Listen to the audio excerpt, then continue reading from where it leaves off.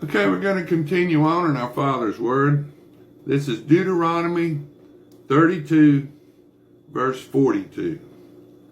I will make my arrows drunk with blood, and my sword shall devour flesh, with the blood of the slain and the captives, from the heads of the leaders of the enemy. Rejoice, O Gentiles, with his people, for he will avenge the blood of his servants, and render vengeance to his adversaries. He will provide atonement for his land and his people. So Moses came with Joshua, the son of Nun, and spoke all the words of this song in the hearing of the people. Moses finished speaking all these words to Israel, and he said to them, set your hearts on all the words which I testify among you today, which you shall command your children to be careful to observe all the words of this law. For it is not a futile thing for you, because it is your life, and by this word you shall prolong your days in the land which you cross over the Jordan to possess. Then the Lord spoke to Moses that very same day, saying, go up to this mountain of the Abarim, Mount Nebo, which is in the land of Moab, across from Jericho. View the land of Canaan, which I give to the children of Israel as a possession, and die on the mountain which you ascend, and be gathered to your people, just as Aaron your brother died on Mount Hor, and was gathered to his people. Because you trespass against me among the children of Israel, at the waters of Meribah Kadesh, in the wilderness of Zin, because you do not hallow me in the midst of the children of Israel. Yet you shall see the land before you. Through you, though you shall not go there into the land which I am giving to the children of Israel. Now this is Deuteronomy 33. Now this is the blessing which Moses, the man of God, blessed the children of Israel before his death. And he said, the Lord came from Sinai and dawned on them from Seir. He shone forth from Mount Paran, and he came with 10,000s of saints. From his right hand came a fiery law for them. Yes, he loves the people. All his saints are in your hand. They sit down at your feet. Everyone receives your words. Moses commanded a law for us, a heritage of the congregation of Jacob. And he was king in Jeshurun. When the leaders of the people were gathered, all the tribes of Israel together, let Reuben live, not die, nor let his men be few. And this he said of Judah, hear, Lord, the voice of Judah, and bring him to his people. Let his hands be sufficient for him. And may you be a help against his enemies.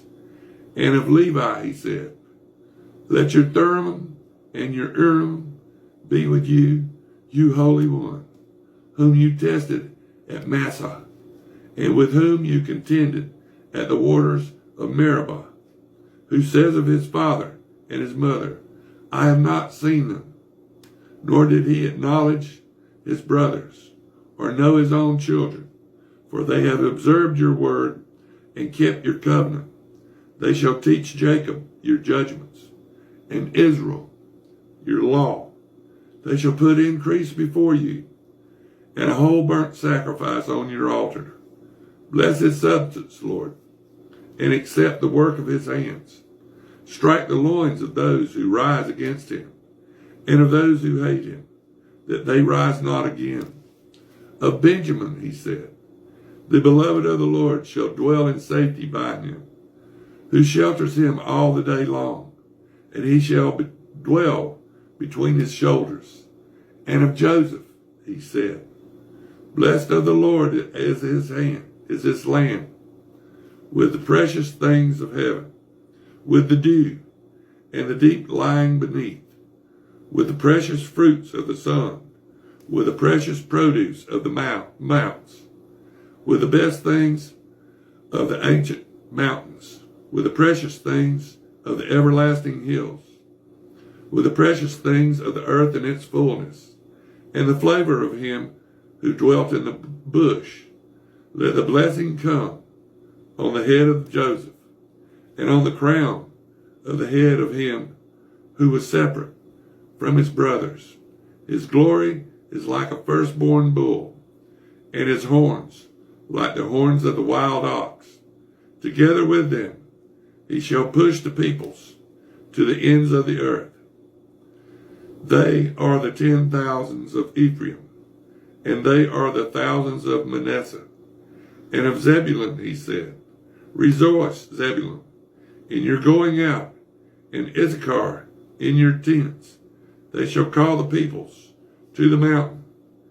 There they shall offer sacrifice of righteousness, for they shall partake of the abundance of the seas and of the treasures hidden in the sand.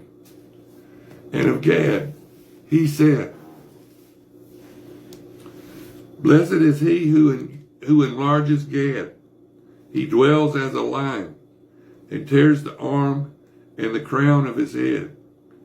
He provided the first part for himself, because a lawgiver's portion was reserved there.